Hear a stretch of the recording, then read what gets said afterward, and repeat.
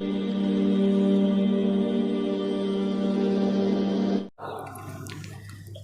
آدمی جا رہے تھے اور بارش کی وجہ سے وہ لوگ ایک غار میں جا کر کے چھپ گئے تھے، اور وہاں سے ایک چٹان کھسکی، ایک پتھر بڑا سا آ کر کے غار کے منہ کے اوپر لگ گیا اور نکلنے کا دروازہ بند ہو گیا تھا۔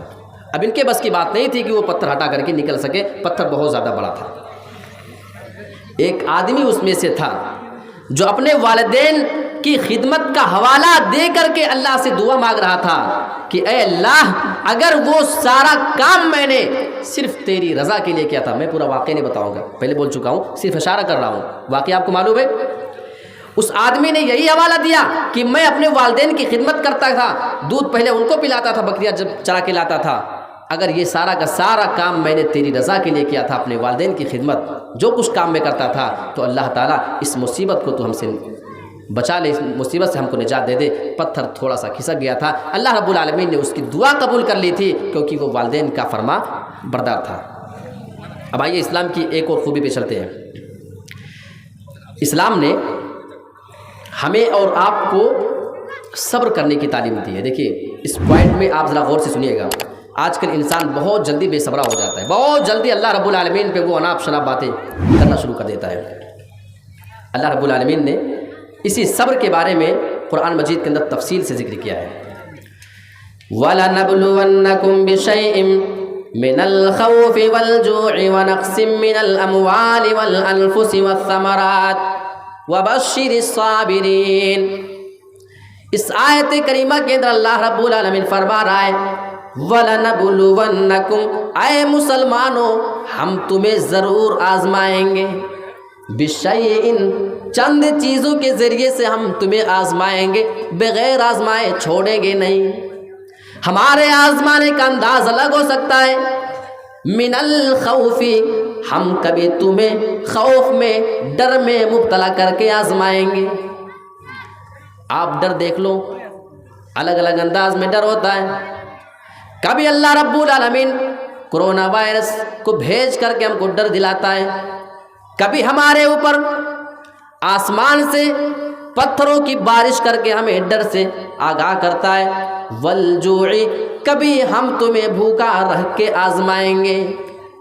ونقص من الاموال والانفس والثمرات، اے میرے بندو ہم کبھی تمہاری جانیں چھین کر کے بھی آزمائیں گے، ہم تمہیں موت دے کر کے بھی آزما سکتے ہیں، ہم کبھی تمہارے بیٹے کو مار سکتے ہیں، تمہارے سامنے تمہاری بیوی کو وفات دے سکتے ہیں، والانفس، ہم تمہاری جانیں چھین کر کے بھی آزما سکتے ہیں، والثمرات، اور تمہارے باغوں میں تمہارے پھلوں میں کمی کر کے بھی تمہیں آزمائیں گے۔ ابھی آم کا سیزن چل رہا ہے، جن کے بہت اچھے اچھے باغ ہوں گے بڑے بڑے، ان کے یہاں امید ہوگی کہ فصل آئے گی، اچھی خاصی کمائی ہونے والی ہے، فصل تیار ہو جاتی ہے، پھل بڑے ہو بھی جاتے ہیں۔ کبھی کبھی ہوتا ہے کہ اللہ تعالیٰ پتھروں کی بارش کر دیتا ہے اور پتھروں کی بارش کی وجہ سے ساری فصل خراب ہو جاتی ہے، جو آپ امید لگا کر کے بیٹھے ہوتے ہیں، پتہ چلتا ہے کہ آپ اندر گھس جاتے ہیں، نفع تو چھوڑیے اندر سے نقصان چلا جاتا ہے۔ اللہ نے فرمایا کہ ہم تمہیں مختلف طریقے سے آزمائیں گے۔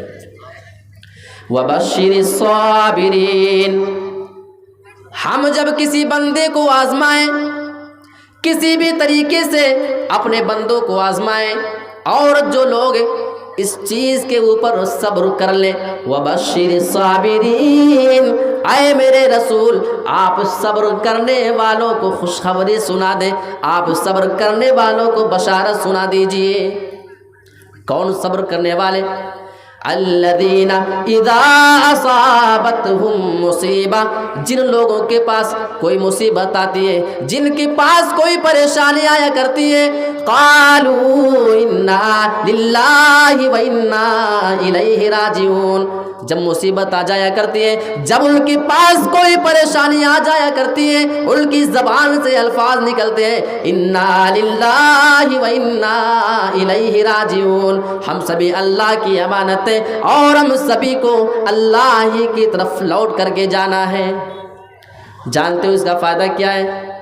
اولئک علیہم صلوات من ربہم ورحمہ واولئک هم المہتدون، یہی وہ لوگ ہیں جن کے اوپر اللہ کی طرف سے صلوات نازل ہوتی ہیں، ورحمہ، اللہ کی رحمت بھی نازل ہوتی ہے، وَأُولَئِكَ هُمُ الْمُهْتَدُونَ، اور یہی لوگ ہدایت پانے والے ہیں۔ یہ فائدہ ہے صبر کرنے کا، جن کے اوپر کوئی مصیبت آئے اور مصیبت پہ اگر صبر کر لے جائیں تو یہ فضیلت بھی ہے۔ صحیح مسلم کی وہ روایت اٹھائیے، حضرت ام سلمہ رضی اللہ تعالیٰ عنہ کہتی ہیں کہ ایک بار میں نے اللہ کے رسول کو یہ فرماتے ہوئے سنا تھا، میں نے یہ کہتے ہوئے اللہ کے رسول کو سنا تھا کہ اگر کسی آدمی پہ کوئی مصیبت اور پریشانی آئے اور اس مصیبت کے موقع پہ اگر وہ بندہ صبر کر لیتا ہے اور اس کی زبان سے یہ الفاظ نکلتے ہیں، اللہ کے رسول نے وہ الفاظ سکھائے ہیں، آپ ان کو یاد کر لیں، اِنَّا لِلَّهِ وَإِنَّا إِلَيْهِ رَاجِعُونَ اللہم اجرنی فی مصیبتی واخلف لی خیرا منہا۔ ہم سبھی اللہ کی امانت ہے اور ہم سبھی کو بھی اللہ کی طرف لوٹ کر کے جانا ہے۔ اللہم اجرنی فی مصیبتی، اے اللہ تو ہماری مصیبت میں ہمیں صبر دے دے، واخلف لی خیرا منہا، اور ہمیں اس سے بہترین چیز تو نصیب کر دینا، اس سے اچھی چیز نصیب کر دینا۔ اگر کوئی یہ دعا پڑھ لیتا ہے، اللہ کے رسول فرما رہے ہیں کہ اللہ تعالیٰ اس بندے کو اس سے اچھی چیز نصیب کر دیتا ہے۔ حضرت ام سلمہ کہتی ہیں میں نے اللہ کے رسول کی زبان سے یہ حدیث سنی ہوئی تھی، تھوڑے دنوں کے بعد ان کا اپنا بیان ہے کہ میرے پیارے شوہر کا انتقال ہو جاتا ہے، ابو سلمہ انتقال کر جاتے ہیں۔ جب ان کا انتقال ہوتا ہے، حضرت ام سلمہ کہتی ہے میرے شوہر کے انتقال کے بعد میں نے وہی بات یاد کی، رسول کی حدیث مجھے یاد تھی کہ رسول کہہ رہے تھے اگر کوئی وہ دعا پڑھ لیتا ہے تو اس سے زیادہ بہترین چیز اسے میں دے دیتا ہوں، لیکن یہاں تو میرے شوہر کا انتقال ہو گیا ہے، یہاں میرے ہسبینڈ کا انتقال ہو گیا ہے، اگر یہ دعا میں پڑھ لیتی ہوں تو مجھے اس سے بہترین چیز کیا مل سکتی ہے؟ بھلا ایک بیوی کا شوہر مر جائے، اس کے شوہر کی جگہ پہ اسے اچھی چیز کیا ملے گی؟ یہی ان کو بھی ڈاؤٹ چل رہا تھا، لیکن انہیں رسول کی حدیث پہ بھروسہ تھا۔ کہتی ہے میں نے رسول کی بات مانتے ہوئے دعا پڑھ لی، انا للہ و انا الیہ راجعون اللہم اجرنی فی مصیبتی واخلف لی خیرا منہا۔ میں نے یہ دعا پڑھ لیا، اللہ نے اس دعا کی برکت سے، اس کی فضیلت سے مجھے انعام یہ دیا، انعام یہ ملا۔ تھوڑے دنوں کے بعد جب میری عدت گزر گئی، اللہ کے رسول صلی اللہ علیہ وسلم نے میرے لیے نکاح کا پیغام بھیج دیا تھا اور میری شادی اللہ کے رسول سے ہو گئی تھی۔ کبھی انہوں نے خواب میں بھی نہیں سوچا ہوگا کہ میری شادی رسول سے ہو جائے گی۔ اب اس سے بڑی خوش نصیبی اس دنیا کے اندر کسی عورت کے لیے ہو ہی نہیں سکتی ہے کہ وہ رسول کی بیوی بن جائے۔ یہ ہے رسول کی حدیثوں پہ عمل کرنے کا نتیجہ۔ تو صبر کرنے والے کو یہ مقام اور فضیلت بھی اللہ رب العالمین دیتا ہے۔ اب آئیے اس صبر کے متعلق سے اللہ کے رسول اپنی بیٹی کو کیا وصیت کر رہے ہیں۔ صحیح بخاری کی روایت ہے، حضرت زینب رضی اللہ تعالیٰ عنہا ہے، ان کے بچے کی طبیعت بہت زیادہ خراب چل رہی تھی۔ ایک قاصد کو بھیجا کہ جا کر کے میرے ابو کو بلا لاؤ اور کہہ دو کہ میرے بیٹے کی طبیعت بہت خراب ہے۔ اللہ کے رسول صلی اللہ علیہ وسلم نے اس پیغمبر کو یہ کہہ کر کے بھیج دیا کہ جاؤ میری بیٹی کو صبر کی تعلیم دے دینا اور کہہ دینا کہ جو کچھ اللہ لیتا ہے وہ اللہ کا ہوتا ہے اور اللہ رب العالمین جو عطا کرتا ہے وہ بھی اللہ کا ہوتا ہے۔ حضرت زینب دوبارہ اس قاصد کو بھیجتی ہے، جا کر کے میرے باپ سے کہہ دو تمہیں اللہ کا واسطہ ہے آنا ہی پڑے گا، میرے بچے کی طبیعت بہت زیادہ خراب ہے، بالکل معاملہ ٹھیک نہیں۔ جب دوبارہ پیغام جاتا ہے، اللہ کے رسول اپنے چند صحابہ کے ساتھ تشریف لے آتے ہیں۔ جیسے اللہ کے رسول آتے، اس بچے کو اللہ کے رسول کی گود میں دے دیا گیا۔ جب اللہ کے رسول کی گود میں بچے کو دیا جاتا ہے، اس بچے کا آخری وقت چل رہا تھا، قریب المرگ میں مبتلا ہے۔ اللہ کے رسول اس کو اپنی نظروں کے سامنے دیکھ رہے ہیں اور حدیث کے الفاظ ہیں اس بچے کی سانس بالکل اکھڑ رہی تھی، اس کی جان بالکل نکلنے والی تھی، آواز ایسے نکل رہی تھی، ہچکیاں ایسے بڑھ رہی تھی جیسے مشکیزے کے منہ سے کوئی آواز نکلتی ہے۔ جب یہ منظر اللہ کے رسول اپنے آنکھوں سے دیکھتے ہیں، آپ رونے لگتے ہیں، آپ کی آنکھوں میں آنسو آ جاتے ہیں۔ وہیں پہ حضرت سعد موجود ہیں، کہنے لگے اللہ کے رسول یہ کیا معاملہ ہے، آپ بھی رو رہے ہیں، آپ کی آنکھوں میں آنسو آ چکے ہیں۔ اللہ کے رسول فرماتے ہیں ہذہ رحمت جعلها اللہ فی قلوب عبادی، اے میرے دوست یہ میں نوحہ کی وجہ سے نہیں، ماتم کی وجہ سے نہیں، بلکہ یہ تو وہ رحمت ہے جو اللہ نے اپنے ہر بندے کے دل میں ڈال دیا ہے، میں اسی رحمت کی وجہ سے اپنی آنکھوں سے آنسو بہا رہا ہوں۔ اس واقعے کو دیکھو، اللہ کے رسول کس طریقے سے صبر کی تعلیم دے رہے تھے اپنی بیٹی کو، اور اللہ کے رسول کے بیٹے کا بھی معاملہ آ گیا تھا۔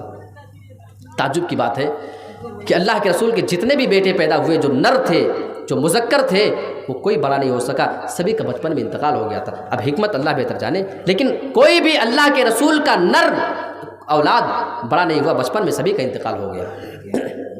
حضرت ابراہیم کے موت کے موقع پہ حضرت اللہ کے رسول صلی اللہ علیہ وسلم کی آنکھوں سے آنسو گر رہے تھے، آپ ان کے پاس موجود ہیں، بالکل جان نکلنے والی ہے، اللہ کے رسول اپنی زبان سے یہ فرما رہے تھے ان العین تدمع والقلب یحزن، اے میرے بیٹے ابراہیم تیری جدائی کی وجہ سے میری آنکھوں میں آنسو ہیں، والقلب یحزن اور میرا دل بھی غمگین ہے، میرے دل کو کافی صدمہ پہنچ رہا ہے، ولا نقول الا ما یرضی ربنا، اس موقع پہ، اس مصیبت کے موقع پہ میں اپنی زبان سے ایسا کوئی جملہ نہیں کہوں گا جس کی وجہ سے میرا پروردگار مجھ سے ناراض ہو جائے، حالانکہ میرے بیٹے سچ یہ ہے وَإِنَّا بِفِرَاقِكَ يَا إِبْرَاهِيمُ لَمَحْزُونُونَ، اے میرے بیٹے ابراہیم تیری جدائی کی وجہ سے، تیرے اس جانے کی وجہ سے آج میرا دل غمگین بہت ہے، آج مجھے تکلیف کافی پہنچی ہے، لیکن ایسے موقع پہ میں اپنی زبان سے ایسا کوئی جملہ نہ کہوں گا جو ہمارے رب کو ناراض کر جائے۔ تو یہ ہمارے رسول صبر کی بھی تعلیم دیا کرتے تھے، کسی کا انتقال ہو جائے تو اس طریقے سے بھی انسان کو صبر کرنا ہے۔ اب چونکہ ٹھنڈ کافی بڑھ رہی ہے اس لیے کچھ باتیں ہیں، میں ایک اور چیز بتا کر کے اپنی بات ختم کرتا ہوں۔ ایک اور چیز ہے عدل و انصاف، اسلام کے اندر بہت ضروری ہے عدل و انصاف۔ آپ قرآن مجید کی آیت کریمہ اٹھائیے اور اس آیت کے اندر آپ دیکھیں گے کہ اللہ رب العالمین نے انسان کو کیسے کیسے صبر کی تعلیم دی ہے۔ وَلَا يَجْرِمَنَّكُمْ شَنْآنُ قَوْمٍ عَلَىٰ أَلَّا تَعْدِلُوا، اے مسلمانوں تمہیں کسی قوم کی دشمنی اس بات پر آمادہ نہ کر دے کہ تم انصاف کرنا چھوڑ دو۔ کسی سے آپ کی دشمنی چل رہی ہے، اسی دشمنی میں پڑھ کر کے آپ کسی کے ساتھ نیائے نہ کریں، اس کے ساتھ انیائے کرنے لگے، ان کے ساتھ آپ ظلم کرنے لگے، اس چیز سے قرآن میں اللہ نے روکا ہے۔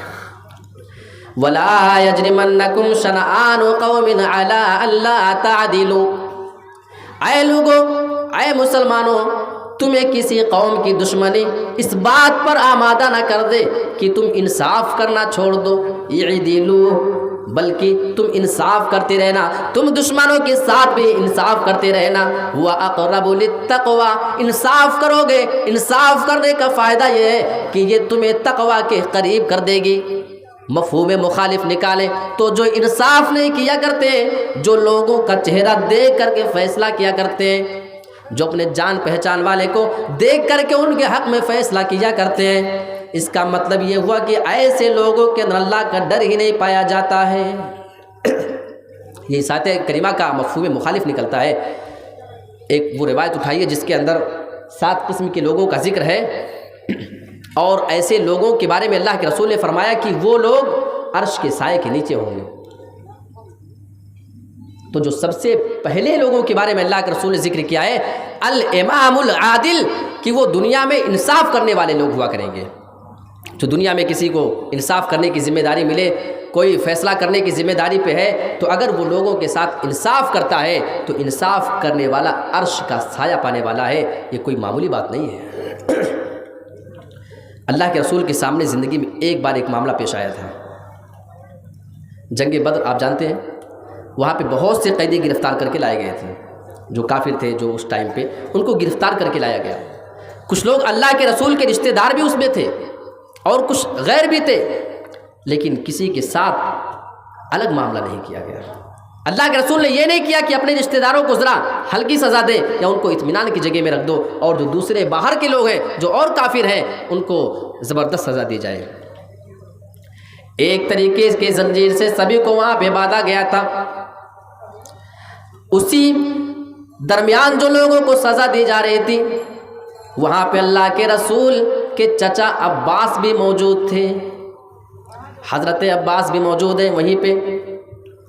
اللہ کے رسول کے چچا کو بھی انہی زنجیروں سے اتنی ہی تیزی کے ساتھ باندھا گیا تھا جتنا دوسرے مجرموں کو باندھا گیا تھا، جتنے بھی قیدی تھے۔ لیکن چونکہ حضرت عباس یہ ٹھاٹ باٹ سے رہنے والے تھے، انہوں نے کبھی ایسے معاملات اپنی زندگی میں نہ دیکھے تھے۔ اس بنا پہ جانتے جب ان کو اس طریقے سے باندھ دیا گیا، اور مدینہ کے اندر یہ پہلی رات تھی جو ان کافروں کو یا جتنے بھی قیدی وہاں پہ تھے ان کو گزارنی پڑ رہی تھی، پہلی رات کا معاملہ ہے۔ وہاں پہ اللہ کے رسول کے کانوں میں اپنے چچا عباس کے بار بار پریشان ہونے کی آواز آ رہی تھی، بیڑیاں ہلا رہے ہیں، کراہنے کی آواز آ رہی تھی۔ اللہ کے رسول کے کان میں ان کے الفاظ پڑا کرتے تھے، آپ کو بے قراری کے عالم میں نیند نہیں آ رہی ہے، اٹھ کر کے چکر لگا رہے تھے۔ ایک صحابی نے دیکھ لیا، کہنے لگے اللہ کے رسول کیا بات ہے؟ آپ کو میں کافی وقت سے دیکھ رہا ہوں، آپ بے قرار گھومے جا رہے ہیں، کیا بات ہے؟ کہنے لگے میرے دوست، میرے چچا کو بیڑیوں میں جکڑ دیا گیا ہے، زنجیروں میں جکڑ دیا گیا ہے، وہ اس مصیبت کے عادی نہیں ہے، وہ اس چیز کو کیسے برداشت کر رہے ہوں گے؟ چچا کی وجہ سے میری نیند اڑ گئی ہے، میں وہی سوچ کر کے پریشان ہو رہا ہوں۔ اس صحابی نے سنا، چلا گیا۔ تھوڑی دیر کے بعد چپکے سے جاتا ہے اور اللہ کے رسول کے چچا کی بیڑیوں کو ڈھیلی کر دیا۔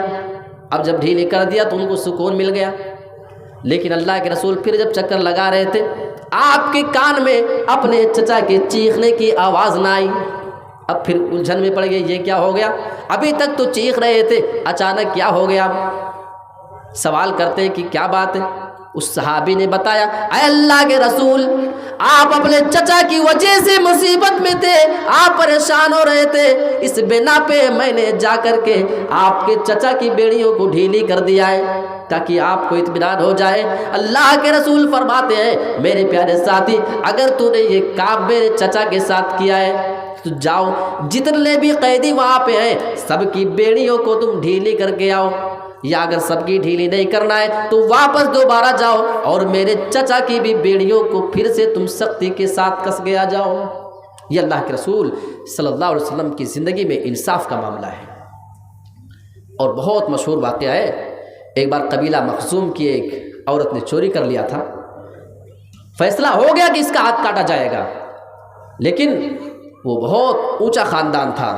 لوگ سوچ رہے تھے کہ اگر ہمارے خاندان اور ہمارے قبیلے کی کسی عورت کا ہاتھ چوری کی وجہ سے کٹ جائے گا تو وہ ہاتھ چھپا تو سکے گی نہیں، جہاں جہاں گھومے گی بدنامی ہمارے قبیلے کی ہوتی رہے گی۔ لوگوں نے سوچا کوئی راستہ نکالا جائے، تو اللہ کے رسول صلی اللہ علیہ وسلم کے بہت چہیتے ایک صحابی حضرت اسامہ تھے، لوگوں نے انہیں کو تیار کر لیا کہ جاؤ ذرا اللہ کے رسول کے پاس جا کر کے ریکویسٹ کر دو کہ اللہ کے رسول ہاتھ نہ کاٹا جائے، کچھ نرمی کا معاملہ کر لیا جائے، کچھ لے دے کر کے بات رفع دفع کر لی جائے۔ اللہ کے رسول کے پاس جب حضرت اسامہ جاتے ہیں، اللہ کے رسول کے سامنے جیسے جا کر کے ریکویسٹ کرتے ہیں، آپ اس بات کو سن کر کے سخت ناراض ہو جاتے ہیں اور لوگوں کو ڈانٹنا شروع کر دیتے ہیں کہ جو پچھلے کی امتیں تھیں وہ اسی وجہ سے تو برباد ہو گئی تھی کہ جب کوئی اپنا چوری کرتا تھا تو اس کو چھوڑ دیا کرتے تھے، جب کوئی غیر اور چھوٹا چوری کیا کرتا تھا اس کے ہاتھ کو کاٹ دیا جاتا تھا۔ اللہ کی قسم، آج قبیلہ مخزوم کی فاطمہ نے چوری کیا ہے، لو ان فاطمہ بنت محمد سرقت لقطعت یدہا، اگر فاطمہ بنت محمد نے بھی چوری کی ہوتی تو میں اس کے بارے میں بھی ہاتھ کاٹنے کا فیصلہ سنا دیتا۔ آپ اسے کہہ سکتے ہیں کہ ہو سکتا ہے کہ رسول نے یوں ہی کہا ہو، آپ اتنا انصاف کہا کرتے۔ اگر یہ واقعہ کسی کو یہ شک میں ڈال سکتا ہو، مسلمانوں کی نہیں، غیر مسلم اگر اعتراض کرے تو یہ واقعہ ان کو سنا دینا جو حضرت عباس کی بیڑیوں کے بارے میں اللہ کے رسول کا معاملہ تھا، اگر ان کی بیڑی ڈھیلی کر دی گئی ہے تو سارے کافروں کی بیڑی ڈھیلی کر دو، یا ان کی بھی ڈھیلی نہیں کرنا ہے تو ان کی بھی ویسے کر دو جیسے سارے لوگوں کی ہے۔ تو یہ عدل و انصاف کی بھی تعلیم اسلام دیتا ہے۔ ایک اور چیز، آپ حضرات چونکہ اپنے یہاں جو آپ کے یہاں قبرستان کے لیے تعاون ہے، الحمدللہ کتنی خوش نصیبی کی بات ہے، اس جگہ کے لیے آپ سے تعاون کی اپیل ہو رہی ہے جہاں ہم سبھی کو جانا ہے نا۔ وہی تو وہ جگہ ہے کہ جہاں پہ ہماری زمین جو ہو جاتی ہے۔ اچھا، اس کے بارے میں نواز دیوبندی کا ایک شعر بہت پیارا ہے، جن کے لٹا چکا تھا میں جن پر دنیا کی دولتیں، جن پر لٹا چکا تھا میں دنیا کی دولتیں، ان وارثوں نے مجھ کو کفن ناپ کر دیا۔ کفن بھی آپ کو ملے گا تو ناپ تول کر کے، آپ کو جو زمین ملے گی، جو جتنی گز زمین آپ کو ملے گی وہی آپ کو اپنی ملے گی۔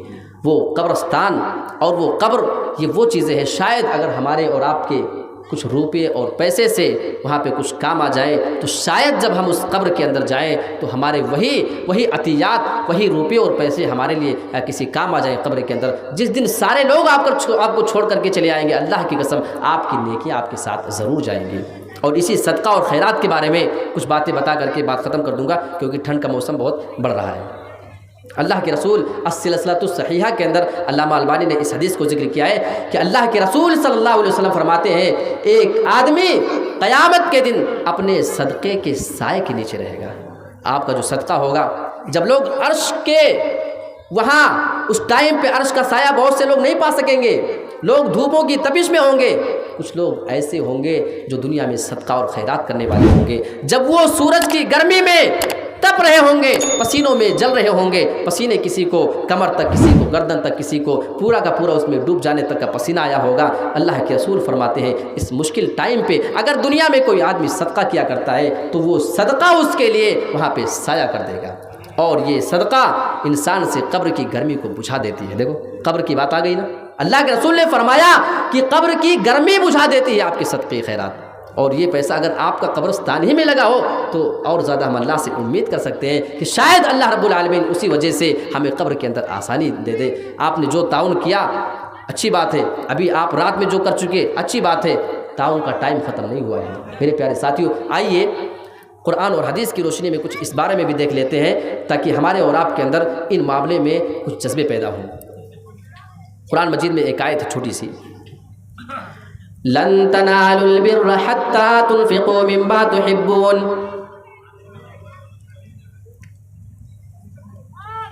اللہ رب العالمین فرما رہا ہے لن تنالوا البر حتى تنفقوا مما تحبون۔ اے مسلمانوں، تم نیکی کو نہیں پا سکتے ہو حتى تنفقوا مما تحبون، جب تک کہ تم اپنی پسندیدہ چیزوں میں سے خرچ نہ کر لو۔ بہت سے لوگ اس آیت کریمہ کو سنتے ہیں تو کنفیوز ہو جاتے ہیں، یعنی انہیں لگتا ہے کہ جب تک ہم اپنی ساری پسند کی چیز نہ خرچ کر دیں ہم نیکی نہیں پا سکتے۔ بات ایسی نہیں، یہاں پہ جو من آیا ہوا ہے یہ من یہاں پہ تبعیض کے لیے، یعنی اپنی پسندیدہ چیزوں میں سے جب تک تم بعض چیز کو نہ خرچ کر دو، یعنی آپ کو بہت سی چیزیں پیاری ہیں، بہت سی چیزیں آپ کو پسند ہیں، ان پسندیدہ چیزوں میں سے کوئی ایک چیز بھی آپ اگر اللہ کے راستے میں خرچہ کر دیں تو آپ نیکی کو پا سکتے ہیں۔ اس آیت کریمہ کو مدینہ کے اندر ایک صحابی ہیں حضرت ابو طلحہ انصاری، جو مدینہ کے اندر بڑے مالدار آدمی ہوا کرتے تھے۔ مالداروں کے لیے کتنا اچھا موقع ہوتا ہے، اللہ رب العالمین مالداروں کے اوپر کتنا بڑا مہربان ہے۔ جی ہاں، دولت آزمائش ہے تو دولت آپ کو غریبوں کے مقابلے میں آگے نکل جانے کا یہ موقع بھی دیتی ہے۔ حضرت ابو طلحہ مدینہ میں ان کا ایک باغ ہے اور مسجد کے بغل میں، مسجد کے سامنے ہے، اور جانتے ہیں یہ باغ تو اللہ کے رسول کو بھی بہت زیادہ پیارا تھا، آپ اس میں جایا کرتے تھے، وہاں سے کنویں سے نکلنے والا پانی اللہ کے رسول بھی پیا کرتے تھے، اللہ کے رسول جایا کرتے تھے۔ یہ صحابی رسول اللہ کے رسول کے پاس آتے ہیں، کہنے لگے اللہ کے رسول، قرآن میں اللہ فرما رہا ہے لن تنالوا البر حتى تنفقوا مما تحبون، جب تک تم پسندیدہ چیز خرچ نہ کرو گے، جو تمہیں پیاری لگتی ہو، جب تک تم اس کو خرچ نہ کرو گے اس وقت تک تم نیکی نہ پا سکو گے۔ تو اللہ کے رسول جو باغ آپ دیکھ رہے ہیں آپ تو اس کو جانتے ہیں۔ اے اللہ کے رسول، مجھے وہ باغ بہت پیارا ہے، میرے دل کے بہت قریب ہے، آج میں چاہتا ہوں کہ قرآن کی اسی آیت پر عمل کرتے ہوئے میں پورے کے پورے باغ کو اللہ کے راستے میں صدقہ کر دیتا ہوں، اور میں اس کو آپ کے حوالے کر دیتا ہوں، آپ جہاں چاہیں اس کا استعمال کر لیا کریں۔ اے اللہ کے رسول، میں اس کو آخرت کے لیے، میں اس کو اللہ کے پاس ذخیرہ بنانا چاہتا ہوں، اپنے آخرت کے اکاؤنٹ میں اس کو جمع کروانا چاہتا ہوں۔ اللہ کے رسول سنتے ہیں، آپ نے فرمایا بہت اچھی بات، ذالک مال رابح، ذالک مال رابح۔ نبی بھی تعریف کر رہے ہیں، اے میرے پیارے ساتھی، جس باغ کی تم بات کر رہے ہو، ہاں میں اس باغ کو جانتا ہوں، یہ تو بہت قیمتی باغ ہے۔ یہ کتنا قیمتی باغ رہا ہوگا کہ رسول اپنی زبان سے کہہ رہے ہیں، کتنا لمبا چوڑا رہا ہوگا۔ اللہ کے رسول کہتے ہیں، ہاں میں نے تمہاری بات سن لی، لیکن میرا مشورہ یہ ہے کہ تم اسے اگر صدقہ کرنا چاہتے ہو تو اپنے قریبی رشتہ داروں میں جا کر کے بانٹ دو۔ لہٰذا جب نبی نے کہہ دیا، وہ اپنے رشتہ داروں کے درمیان اور چچیرے بھائیوں کے درمیان اس باغ کو بانٹ دیا۔ تو اس سے پتہ چلتا ہے انسان کو اگر کہیں دوسری جگہ صدقہ کرنا ہو، دوسری جگہ خیرات کرنا ہو، تو سب سے پہلے اپنے رشتہ داروں کو دیکھ لیں، اپنے خاندان والوں کو دیکھ لیں، اپنے بھائیوں کو دیکھ لیں۔ اگر وہ ضرورت مند ہیں تو دوسروں کو دینے کی ضرورت نہیں، سب سے پہلے ان کی ضرورت پوری کرو۔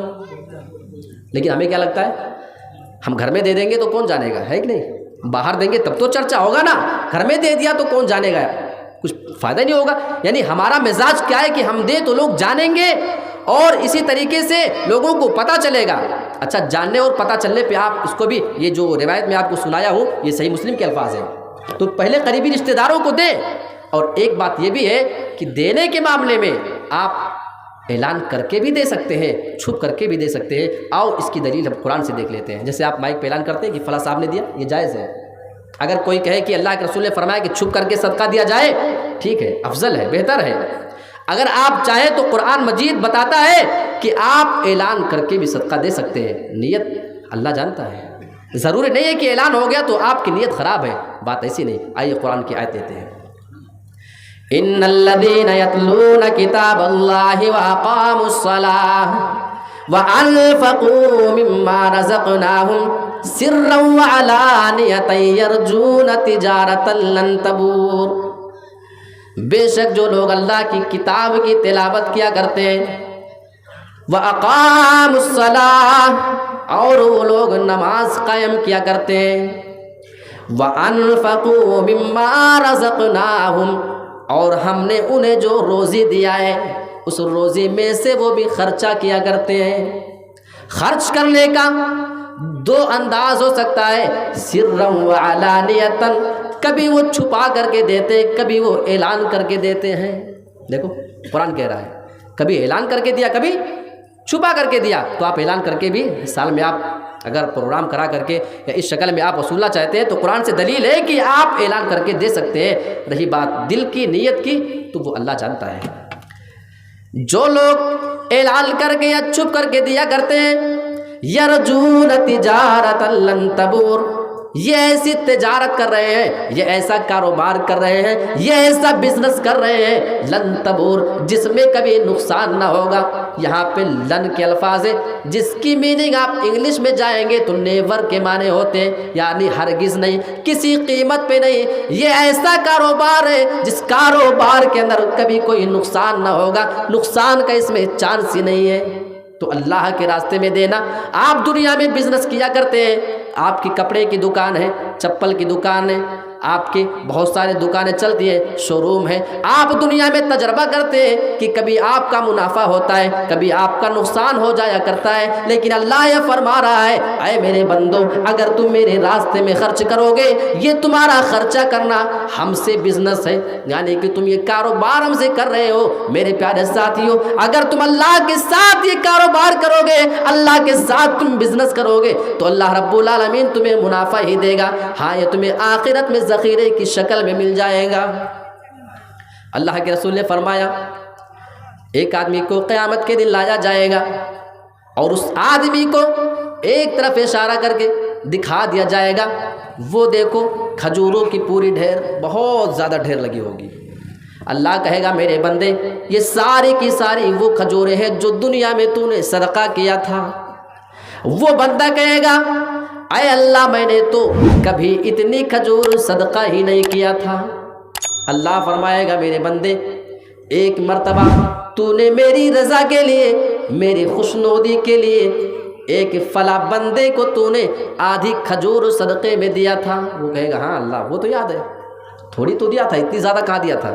اللہ فرمائے گا میرے بندے تو نے وہ آدھی کھجور میری رضا کے لیے دیا تھا، مجھے خوش کرنے کے لیے دیا تھا، تو صدقہ کر کے خاموش ہو گیا، چلا گیا تھا، لیکن میں نے تیرے اس کھجور کو روکا نہیں، میں اس کی پرورش کرتا رہا، میں اس کو بڑھاتا رہا، اور آج یہ سارے کی ساری ڈھیر ہو چکی ہے۔ میرے پیارے ساتھیوں، یعنی معلوم یہ ہوا کہ آپ تھوڑا دیں گے تو تھوڑے کی وجہ سے بہت زیادہ ملے گا، اور قرآن اسی چیز کی گواہی دیتا ہے مثل الذین ينفقون اموالهم فی سبیل اللہ کمثل حبۃ، جو لوگ اللہ کے راستے میں اپنے مال کو خرچہ کیا کرتے ہیں ان کی مثال کمثل حبۃ، ایک دانے کی مانند ہے، انبتت سبع سنابل، ایک دانہ آپ زمین میں ڈالتے ہیں، ایک دانے سے 7 بالیاں نکلتی ہیں، فی کلی سنبلۃ مئۃ حبہ، ایک بالی کے اندر 100 دانے پڑتے ہیں۔